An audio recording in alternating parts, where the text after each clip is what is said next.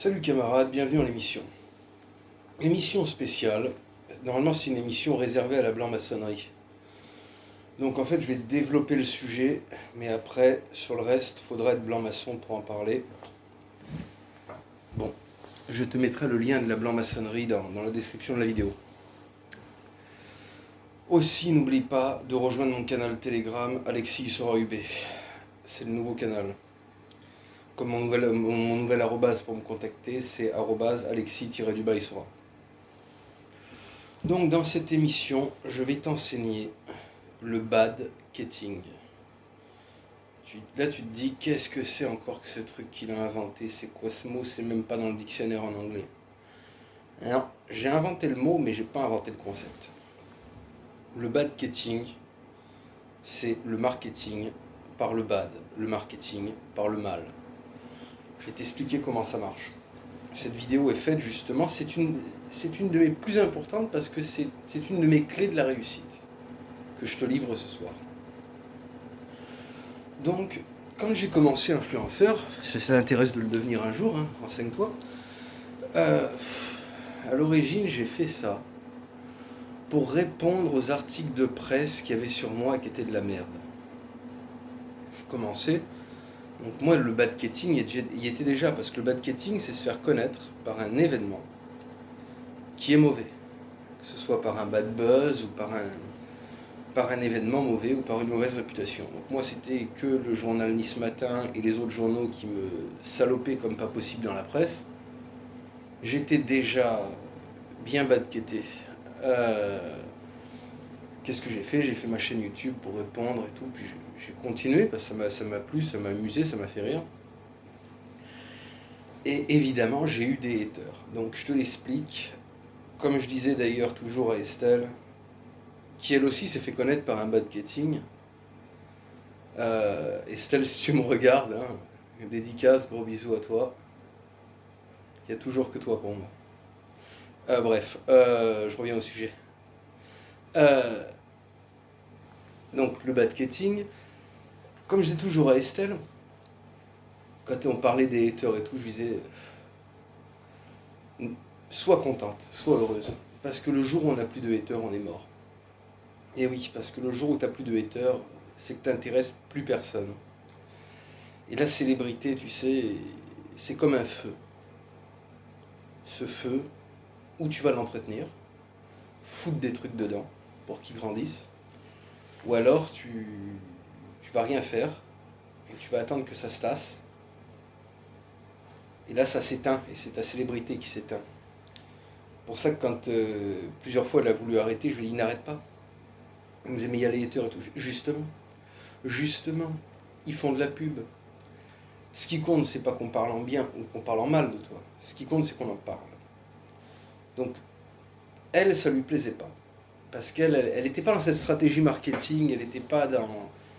Elle aimait pas ce système. Et je comprends, parce que pour une fille, c'est quand même assez dégueulasse. En plus, t'es salopé de partout. Mais en fait, ça fait partie de la stratégie. Donc, je vais arrêter de vous expliquer comment ça se passait avec Estelle, parce que je ne peux pas vous dire non plus comment je la conseillais. C'est comme vous, quand je vais vous conseiller, ceux qui sont dans la blanc-maçonnerie, il y a un rapport entre le conseiller et la personne qu'on conseille qui fait que on ne peut pas répéter, quoi. C'est comme avec un avocat ou comme avec un psy ou comme avec un curé, on ne peut pas répéter. Ça se fait pas, c'est pas correct. Donc, comme je te disais, les haters, tout ça, c'est vrai que t'en prends plein la gueule. Mais si tu regardes sur moi, je vais te parler de moi. J'adore parler de moi. L'exemple est super. Regarde, j'ai plein de haters. Quand je me prenais la gueule avec les mecs sur les différents groupes, parce que je fais exprès aussi, tu sais, d'aller sur les groupes de mes ennemis. Je le fais exprès. Pourquoi? Pour faire parler de moi. Comme quand le forum avait Noël m'emmerdait tant et plus, j'allais dessus pour leur répondre. Pourquoi? Pour se renchérir la polémique. Jeter des trucs sur le feu. Parce que plus on parle de toi, moi je vais te dire, que tu parles en bien ou en mal de moi, je m'en fous. Que tu passes ta journée à brailler, il sera être un enculé, il sera être une merde, il sera être un PD, ou que tu cries, il sera le meilleur, il sera super, il sera génial. Sincèrement, c'est la même chose pour moi. Parce que j'écoute même pas le reste. Tout ce qui m'intéresse, c'est que tu dises, il sera, il sera, il sera, il sera, il sera. À partir de là, les gens entendent mon nom et ils le mémorisent. Et quand je me prenais la gueule sur des groupes avec des gens, je faisais exprès. Qu'est-ce que je faisais? Mettons, il y en avait un, il me traitait de PD. Et je lui disais, qu'est-ce que je vais faire? Je vais lui dire, ouais, viens, je te défonce la gueule, mais il viendra pas. Je vais m'énerver, je vais me ridiculiser, je vais passer pour un con. Le mec, je lui disais, non, merde, mais c'est à Pépétin que j'ai fait ça d'ailleurs.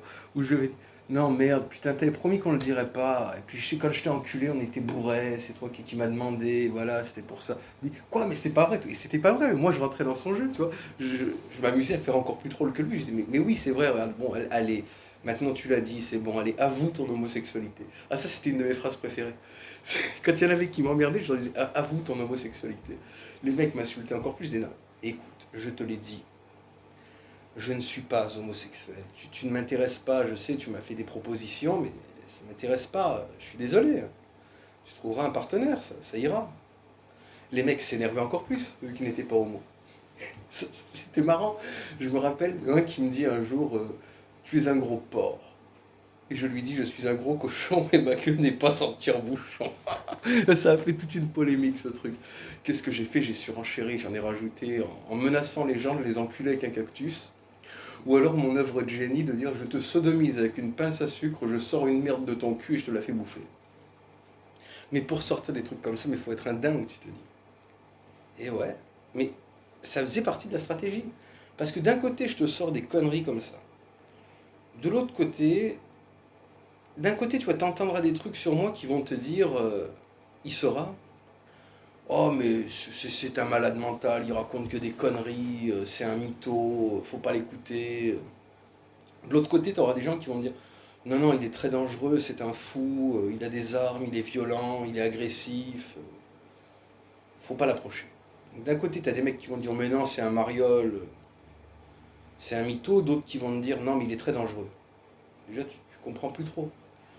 Puis après, dans ma stratégie, j'ai une stratégie très provoque. D'ailleurs, quand tu me vois physiquement, bon là tu le vois pas, je suis en chemise, mais quand tu vois mes tatouages et compagnie, bon, je suis couvert de tatouages d'extrême droite et compagnie. Quand tu me vois, et je fais exprès des sous-entendus, des machins et tout, d'un côté, t'en as, ils vont dire, il saura c'est un nazi. Comme ils disent, il saura c'est un nazi, il saura c'est un nazi.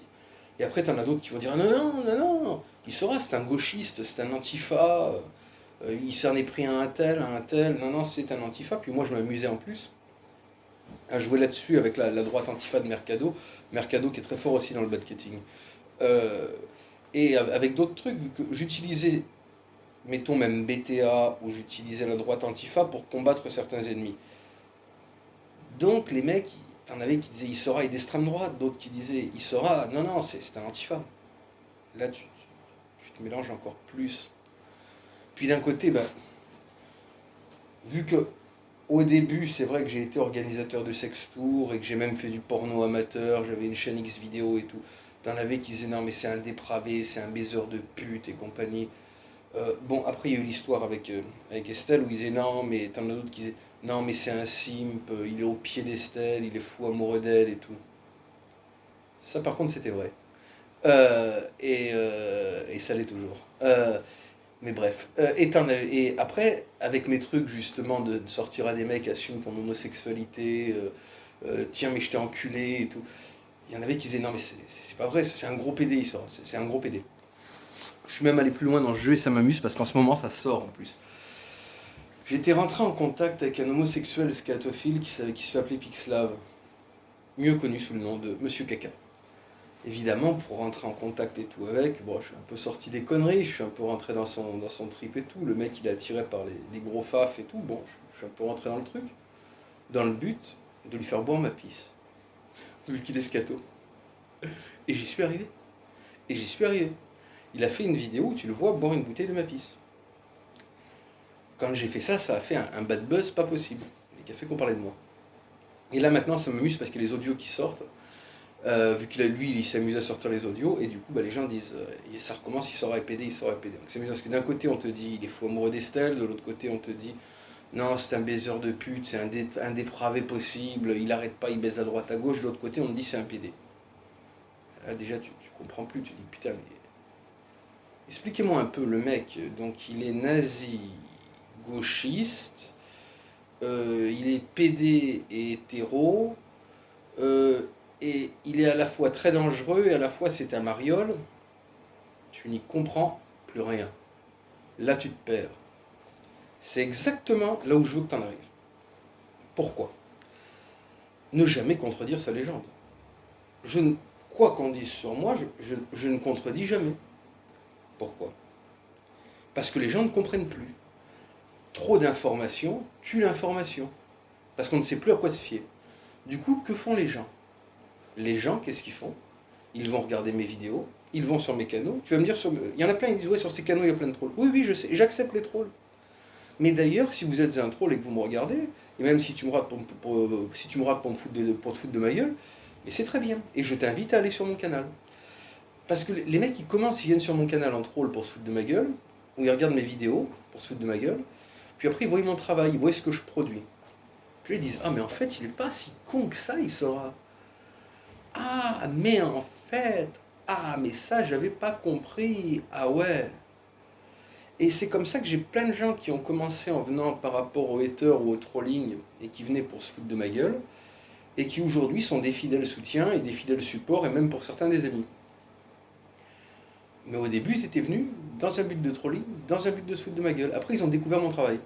Et là, ils ont dit, ah non, mais en fait, comme il y en a plein des haters qui m'ont appelé en privé et qui m'ont dit, non, mais voilà, en fait, je voulais discuter avec toi parce qu'on a discuté, puis là, ils ont vu, ils ont dit, ah merde, mais en fait, ah ouais, en fait, t'es pas comme ça, quoi. Ah ouais, je savais pas. C'est une stratégie. Bon, après, il faut savoir équilibrer cette stratégie. Cette stratégie, donc, quand tu as un buzz, un mauvais événement, surtout, tu ne te tais pas. Tu n'attends pas que ça se passe. Tu surenchéris. Tu en rajoutes toujours plus pour faire monter la polémique. Que ça ne s'arrête pas. Il faut que ça s'arrête jamais. Et en même temps, en parallèle, tu produis un travail intéressant. Par contre, il faut évidemment que ton ratio de conneries et de débilité soit inférieur à ton ratio de choses intelligentes et productives. C'est logique. Ben oui. Moi, regarde, on va dire, je sors 5 trucs. Sur 5 trucs que je vais sortir, il y aura 1 ou 2 conneries et 3 trucs sérieux. Ben oui, évidemment. Pour pas passer pour un con, pour pas passer pour un clown. Et ça, c'est la stratégie du bad kitting. Te faire connaître par une mauvaise image, par un mauvais événement qui va attirer le buzz sur toi, qui va faire que tout le monde te regardera, et que les gens ensuite iront te voir, parce qu'ils veulent voir ça en vrai, parce que même à force qu'on leur dise un tel, à force d'entendre il saura, ils disent putain, je veux le voir, je veux le voir. Et ils viennent voir mon travail, et de là ils voient ce que je fais. C'est ça la stratégie. Se faire connaître par le mal. Je ne suis pas le seul à avoir utilisé cette stratégie. Je vais te citer plusieurs personnes, je vais exprès citer des personnes que je ne soutiens pas. Pour que tu puisses pas dire c'est encore Alex qui fait la pub à ses potes. Non, c'est vraiment pour que tu puisses voir l'efficacité de cette méthode.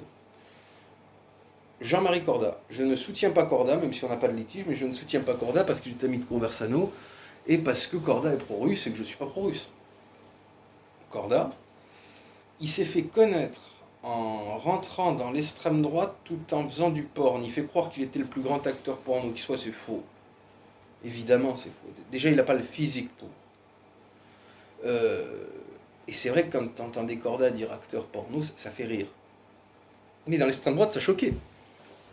Ça choquait, tu disais Jean-Marie Corda, acteur porno, un acteur porno dans la mouvance FAF, ça faisait un bordel. Et dans le monde du porno, un FAF dans le monde du porn, ça faisait le bordel aussi. Donc les gens sont allés voir Corda à la fois sur son travail qu'il faisait à l'époque, ses formations coach sexuel, et aussi sur ses vidéos qu'il faisait sur tous les sujets, et en même temps sont allés voir Corda dans le porno. Ils sont arrivés à générer tout un truc autour de Corda qui a fait que Corda est devenu Corda. Et qu'on aime ou qu'on n'aime pas Corda, je me situe pas dans ses amis, même si c'est quelqu'un à qui j'ai déjà parlé, avec qui, bon, on s'est jamais pris la gueule tous les deux, mais je me situe pas dans ses amis. Je suis pas dans ses ennemis non plus, mais bon, la vie a fait, ses prises de position ont fait, ses amitiés ont fait, comme les miennes ont fait, que on est dans 2 camps différents. Il est dans le camp d'en face pour moi, et pour lui, je suis dans le camp d'en face. Mais malgré tout, je reconnais à Corda que Corda est quelqu'un qui a su devenir une autre personnalité, devenir quelqu'un d'important, alors qu'il a commencé dans la rue, hein. C'était un clodo, quoi. Il faisait du kung-fu enflammé, les gens lui donnaient des pièces. Et après, il s'est lancé dans ce truc-là, et il a réussi. Et il y est arrivé par quoi? Par le bad-getting, par une très mauvaise image. Corda était excessivement mal vu, tout le monde lui crachait dessus. Conversano, tiens. Alors lui, vous savez que je le hais. Je le hais. Mais il faut reconnaître un truc. Conversano s'est fait connaître par le bad-getting. Il s'est fait connaître... il a fait des vidéos de lui. Une où il était à poil dans un jardin public. Une autre où il était habillé avec un porte-jartel avec des sous-vêtements féminins. C'est-à-dire qu'il faisait des trucs d'extrême droite, mais dans la tafiolerie comme jamais on a vu. Et en même temps en se faisant péter la gueule par Soral. Putain, c'était mal parti pour l'extrême droite. Demi-fiotte, et même pas foutu de placer une droite. C'était mal barré. Malgré tout, alors lui, je sais pas comment il a fait. Parce que Corda, il a du talent. Écoutez des vidéos de Corda. Vous verrez, même si vous n'êtes pas d'accord avec lui, c'est pas des conneries ce qu'il dit. Corda a du talent. Conversano n'en a aucun. Conversano n'a pas de talent. Mais il est arrivé à se faire connaître. Conversano est quelqu'un d'aussi connu que moi. Et c'est quelqu'un de connu. Il est arrivé à se faire connaître. Bon, lui, c'est aussi parce qu'il a fait son truc de bordel. Il a fait baiser des putes à des puceaux et compagnie. Il s'est fait une image de proxo. Bad-getting. Mais célébrité. Autre personne que je n'aime pas, Donald Trump. Donc j'aime pas Trump parce qu'il a trahi ses partisans, il leur a dit d'aller faire le coup d'état là, au Capitole, il les a lâchés ensuite, plus il a rien fait, il était complètement misogyne, ami de Poutine et compagnie. Je suis pas Trumpiste du tout. Je préfère encore Biden à Trump. Mais il faut reconnaître que Trump, il s'est fait connaître par du bad-getting. Mais regarde toutes les conneries qu'il a sorties avant d'être élu président. Toutes les dérapages qu'il a fait, quand il avait sorti les femmes, tu peux les attraper par la chatte, quand tu as du fric, après il avait sorti je sais plus quoi, puis je sais plus quoi, il a sorti 300 000 conneries, même au moment du Covid, quand il avait dit de boire de la javel pour soigner ça. Le mec, un malade mental. Mais sa mauvaise image, son bad-getting, ça a fait quand même que Trump, même quand tu vois les trucs, quand il s'était amusé à faire du catch et tout, mais tu t'es dit, quand tu vois ce mec-là, ce mec sera tout sauf président. Et bien, il est arrivé à l'être. Et il est arrivé à l'être pourquoi? Bad-getting. Il est arrivé par le bad-getting. Un autre grand du bad-getting, tout simplement Jean-Marie Le Pen. Jean-Marie Le Pen, pendant des années, ça décollait pas. Puis il a fait le con, il a sorti des phrases, des dérapages. Mettons le détail. Moi, je vais vous expliquer ce que c'est, je connais l'histoire. Jean-Marie Le Pen n'a jamais voulu nier l'existence des chambres à gaz. Jean-Marie Le Pen a voulu dire simplement que le mode utilisé pour l'extermination était un point de détail. C'est ça qu'il a voulu dire. La phrase fut mal comprise. Toute personne normale se serait justifiée le lendemain, aurait dit « Excusez-moi, ce n'est pas ça que je voulais dire, je vais rectifier mes propos. » Non, il ne l'a pas fait. Il ne l'a pas fait, il a continué, il en a rajouté. Après, il y avait eu l'histoire du Durafour crématoire, qui était un jeu de mots à la con, parce qu'il n'a pas commencé comme ça. Il a dit Monsieur Durafour était le secrétaire général du Parti communiste, et il avait déclaré chaque jour le Parti communiste descend et l'extrême droite monte, et Le Pen a dit merci de le reconnaître. Il a dit Monsieur Durafour du Moulin a déclaré ça, et ensuite il a dit merci de le reconnaître, Monsieur Durafour crématoire. Mauvais jeu de mots. Mauvais jeu de mots. Mais là aussi, il ne s'est pas excusé, il a continué. Il a fait exprès. Là, par contre, il l'a fait exprès quand il est sorti, là, en 2005, que la Gestapo n'avait pas été une police particulièrement hard, mais que ça avait été plutôt protecteur. Et quand il avait ressorti le détail, ou après il a retenté de le ressortir une fois, mais là, ça n'a plus marché quand il avait sorti. Oui, en fait, c'est pas les chambres à gaz qui sont un détail de la Seconde Guerre mondiale, c'est la Seconde Guerre mondiale qui est un détail de l'histoire des chambres à gaz. Il avait compris. Il avait compris. Le bad-getting. Tout le monde disait, mais Le Pen, Le Pen, Le Pen, le diable, Le Pen, Hitler, Le Pen, Le Pen. Le bad-getting, la pub, ça marche. Mais il faut savoir l'utiliser. faut savoir l'utiliser. Et il faut toujours que ton ratio de conneries soit inférieur à ton ratio de travaux intelligents. Parce que là, maintenant, je vais te citer 2 personnes qui ont fait du badgetting et où ça les a menés au fond des chiottes. La première, donc désolé si tu me regardes, Electre, j'ai rien contre toi personnellement. On n'est pas sur la même ligne idéologique, mais j'ai rien contre toi, mais bon, t'as pas su utiliser ton badgetting. Electre est une ancienne actrice de cul, qui elle aussi est allée en extrême droite.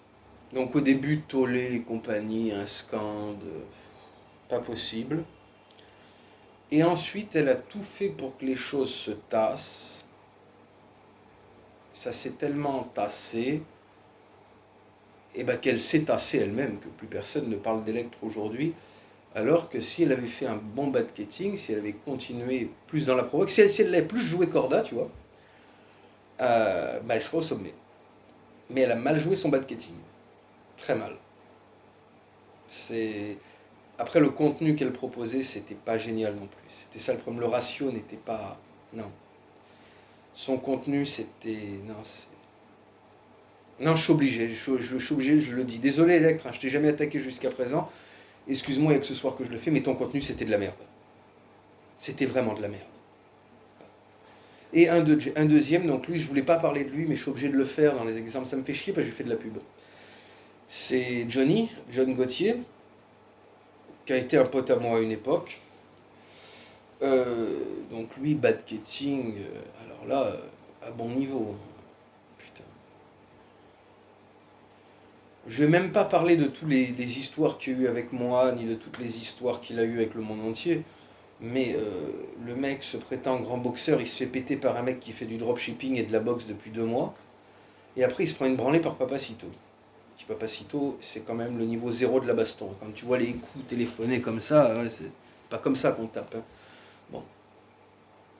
Il aurait pu continuer dans un badgetting. Parce que plus il était nerveux, il se prenait la gueule avec tout le monde. Et il s'était pris la gueule avec les bons, il s'était disputé avec le forum Ave Noël. Eux, ils n'arrêtent pas de parler des gens, ils sont bons pour un badgetting.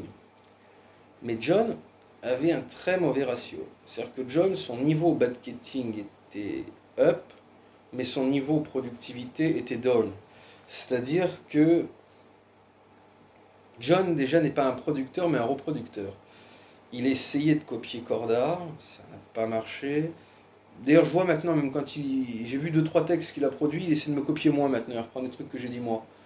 Sur certains trucs, après il en reprend d'autres. Bon. Il est passé par toutes les couleurs politiques de l'arc-en-ciel, de pro-sioniste, il est devenu antisémite, en n'y comprenant rien à la politique, bon bref. Il n'a pas su gérer son badgetting. Pourquoi? Parce que déjà trop nerveux, il n'a pas su faire de l'autodérision, parce qu'il faut savoir faire de l'autodérision. Il faut savoir que dans le badgetting, tu vas manger les crapauds vivants au petit déjeuner. Mais vraiment, je te le dis. Mais faut accepter quoi, que les gens t'insultent. Hein. Faut accepter. Faut accepter que tu sois salopé sur tous les réseaux internet. Tu sais, moi, ça me le fait des fois. Il y a quelques jours encore, il y a une copine à moi de Nice qui m'a appelé, qui m'avait connu avant que je sois célèbre, et qui me dit putain, Alex, mais je t'ai connu quand même et tout. Quand je vois tout ce qu'il raconte sur toi, mais c'est pas vrai. Mais quand même fait, ça te fait quoi de te faire salir comme ça? Mais rien, ça me fait de la pub. Je rate Mag, t'as regardé? Hein? T'as lu?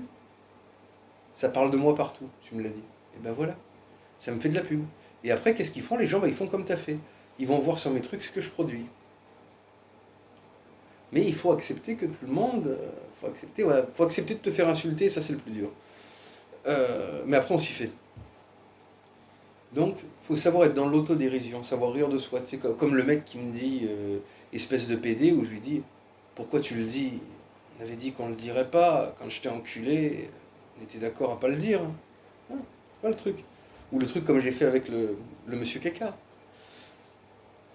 Il faut savoir être dans l'autodérision.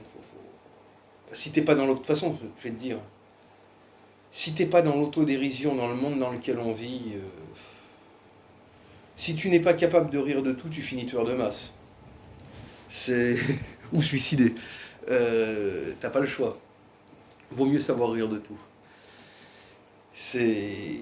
Et donc voilà le badgetting. Ce que je voulais t'expliquer sur le badgetting, je pourrais développer beaucoup plus là-dessus. mais ça ne sert à rien. Je développerai plus dans des vocaux et d'autres vidéos que je vais faire, mais là ce sera réservé à la blanc-maçonnerie. Ce que je voulais t'expliquer dans cette vidéo, c'est que, de toute façon, te faire connaître, pour en venir à la conclusion, ça va être ça. Se faire bien connaître, c'est se faire mal connaître. Le marketing, c'est de la merde. C'est de la merde. Mais c'est de la merde. Mais est-ce que tu crois que les gens ont envie d'aller voir quelqu'un de qui tout le monde dit du bien, que tout le monde aime? Mais non, les gens détestent la pensée unique. Pourquoi les gens vont sur les réseaux sociaux? Parce qu'ils en ont marre de la télé, parce que la télé s'est imposée, la télé c'est la pensée unique. Les gens vont sur les réseaux sociaux pour voir ce qu'ils ne peuvent pas voir à la télé. C'est pour ça qu'ils y vont. Et c'est comme si je te mets 2 boîtes devant toi. Je te dis, dans cette boîte-là, il y a un truc, tout le monde aime, tout le monde en dit du bien. C'est super. Dans l'autre boîte, si tu veux, je te la donne, mais évite de l'ouvrir en public, parce que c'est très mal vu. Les gens détestent, je te dis, les gens détestent. C'est vraiment, mais vraiment très mal vu. Mais ta curiosité, elle va faire. Tu vas vouloir cette boîte-là, tu vas vouloir la boîte, là que je te dis, il vaut mieux pas la montrer. C'est celle-là que tu vas vouloir. Et oui, parce que les gens ont le goût de l'interdit, surtout dans notre mouvance. C'est quoi? C'est la vague rebelle. Quelqu'un, mais regarde, j'aime pas Thaïs Discussion, je l'aime pas. Mais en dehors que je l'aime pas, mais comme tu la vois, mais qui a envie d'aller l'écouter? Mais qui a envie d'aller écouter ça? On dirait une petite mijaurée. Première communiante, tu vois, les premières de la classe. Ah oui, madame, ah oui, oui, ah gna gna, je suis gentille, gna gna gna, gna gna gna, gna gna gna. Mais qui a envie d'aller écouter ça? Mais qui en a envie, bordel? Mais qui en a envie? Mais c'est terrible, c'est horrible à écouter. C'est insupportable. C'est comme les zémouristes. C'est les zémouristes qui ont fait détester Zemmour. Regardez la campagne qu'ils faisaient sur les réseaux, le Z, le Z, le Z. Non mais c'était à devenir fou. C'est les zémouristes qui ont fait détester Zemmour. Mais les gens n'aiment pas la pensée unique. Les gens n'ont pas envie d'être uniformisés. Les gens ont le goût de l'interdit. Ils ont le goût d'aller regarder là où il ne faut pas. Plus tu auras une mauvaise image, plus les gens auront envie d'aller te regarder. C'est comme avec les gonzesses. Tu sais, moi, dans ma jeunesse, j'étais skinhead. Par tout un biais, mais que je t'expliquerai, mais ça dans une autre vidéo que je t'expliquerai sur les gonzesses, je me suis retrouvé, tout en étant skin, à pouvoir être dans le monde de la nuit, et à traîner les clubs de strip, les boîtes et tout ça. Et à pouvoir y rentrer comme je voulais, c'est relooké en skin. J'étais au milieu de mecs en costard en étant avec des paraboots à lacets blancs, le jean retroussé, le bombers, et des t-shirts. Je peux même pas te dire ce qu'il y avait dessus pour pas que la vidéo saute. Les filles, elles me regardaient, elles disaient, mais c'est un malade. Mais c'est qui? C'est quoi ça? C'est quoi? Puis elles parlaient avec moi et tout. Je suis skin, mais t'as pas de problème dans la rue? Non, s'il y en a qui m'emmerdent, je leur écrase la gueule. Puis tiens, j'ai ce qu'il faut. J'ai écarté la veste, j'avais ce qu'il fallait. Les filles disaient, mais c'est un malade, c'est un fou. Et en même temps, ça les excitait parce qu'elles se sentaient protégées. Puis il y avait ce côté ovni. Eh ben, dis-toi un truc. Je me les faisais. Je me les faisais. Certes, elles assumaient pas, hein, elles s'affichaient pas avec moi dans la rue. Mais je me les faisais. Elles venaient me voir et tout, on discutait, on se téléphonait, elles venaient me voir à la maison, et ça se passe. Et je me les faisais. J'élevais que des bombes. Pourquoi? Parce que il y avait le côté de l'interdit, tu vois. Les skins, c'est le mal, le mec, il est dangereux, il a des armes, et il est méchant. Je me sentais protégé, et en plus, il y avait le goût de l'interdit. C'est comme quand tu regardes les influenceurs, les gens... Mais putain, mais est-ce que tu as envie d'aller écouter des mecs en Tarkos? Mais non, t'as pas envie d'aller écouter des mecs en costard, là, qui... Ils sont tous semblables. Mais ils sont tous semblables, mais c'est horrible. Mais c'est horrible. Quand je vois Génération Z, il me vient des envies de meurtre. C'est horrible. Non. Tandis que quand tu me vois, moi, avec les tatouages...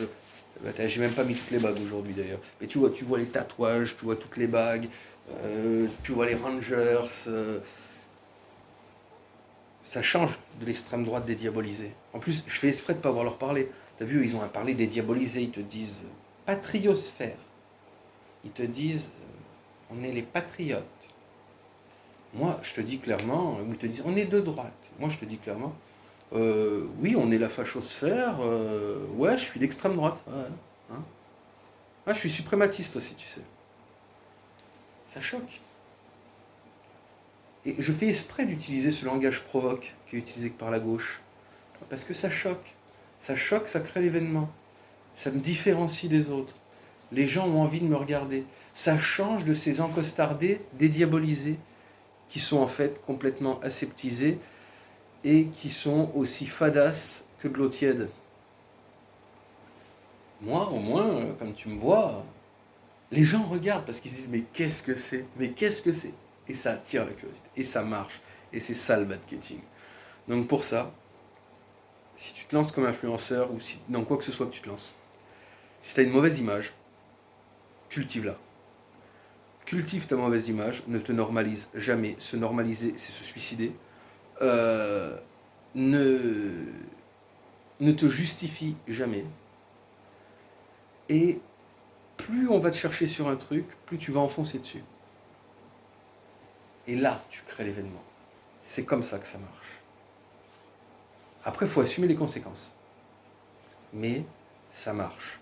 Bon, par contre, je te le dis, avant de te lancer dans le marketing, là, il faut vraiment que tu rentres à la blanc-maçonnerie. Pourquoi? Parce qu'il te faut quand même des conseils. Tu peux pas faire ça n'importe comment, parce que ou ça peut totalement réussir, ou alors ça peut vraiment te mettre dans la merde. Donc là, il faut quand même que je te coach un peu, et que je te conseille, donc pour ça, rentre à la blanc-maçonnerie. Mais voilà, c'est ce que je voulais t'expliquer sur la stratégie du marketing, et que ça marche. D'ailleurs, Estelle, vous l'avez un peu dévoilé sur moi quand elle en avait marre de mon image et qu'elle vous disait d'ailleurs. Non, mais il n'est pas comme ça en vrai. C'est évident. Vous le savez que je suis pas comme ça en vrai maintenant. Même moi, je l'ai avoué. Vous croyez que dans la rue, dans les bars, je parle aux gens de les enculer avec des passes à sucre ou que je leur dis bois ma pisse? Mais bien sûr que non. Mais c'est surjoué, mais c'est normal. Mais c'est Internet aussi. Mais c'est comme Papacito, je peux pas le blairer. Mais Papacito, je suis sûr que dans la rue, il est moins taré que dans ses vidéos. Mais le marketing, c'est ça. Et le marketing, ça marche. C'est ce que je voulais t'apprendre à te faire connaître par le mal, te faire connaître par le marketing, et tu verras, ça marche. Donc si tu as des haters, ne recule pas. Tu continues, tu surenchéris. Par contre, si tu n'en as pas, c'est mauvais. Parce que si... C'est facile d'avoir des gens qui te soutiennent. Tu trouveras toujours des faux culs. Les faux culs, ça soutient. Par contre, c'est pas facile de se faire détester parce que le mec qui tous les jours va t'insulter, tous les jours va s'en prendre à toi. À chaque fois que tu mets un truc, il va venir t'emmerder dans les commentaires, il va venir t'emmerder sur Telegram. Ah, c'est que le mec, il est obsédé par toi. Pour que tu arrives à l'obséder, faut vraiment que tu le fasses chier. Pour vraiment que tu le fasses chier, faut vraiment que tu bosses, faut vraiment que tu sois déterminé. Et si t'as pas de hater, fais autre chose. C'est très important d'avoir des haters et c'est comme les supports. Les haters, les supports, c'est en fait un peu la même chose, mais c'est très important d'avoir des haters. Donc ne te démoralise surtout pas si tu as des haters. Au contraire, plus tu es détesté, plus ça veut dire que tu es sur la voie du succès. Comme disait Benito, qui était un, je peux pas dire pour pas faire sauter la vidéo, mais qui était un président italien d'une certaine époque. Comme disait ce président italien de cette certaine époque, dirons-nous, qui s'appelait Benito, plus on a d'ennemis, plus on a d'honneur. Voilà, c'est ce que je voulais t'expliquer dans cette vidéo sur le marketing. On en est à 33 minutes de vidéo, je voulais faire un format 10 minutes. Bon, allez, je te laisse aller avec camarade.